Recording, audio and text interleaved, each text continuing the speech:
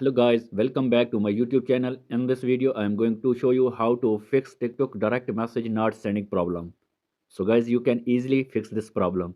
So let's start without wasting any time. So guys, make sure that your phone is connected to Wi-Fi or mobile data is turned on. So guys, first of all, go to Play Store. Now tap on search bar and search TikTok app. Make sure that your TikTok app is updated. If not updated, so guys, first of all, update your TikTok app. After this, go back. So guys, open your mobile phone settings and open your mobile phone apps and click on app search bar and search TikTok app. Now tap on TikTok. Now click on storage and click clear cache and go back.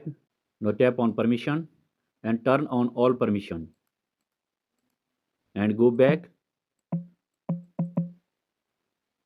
You need to open your TikTok app. Now click on profile. Click on right corner three lines. Click on setting and privacy and click on privacy and scroll down. Now click on direct message. Click on direct message and select everyone and go back. After doing all these steps, your problem will be fixed.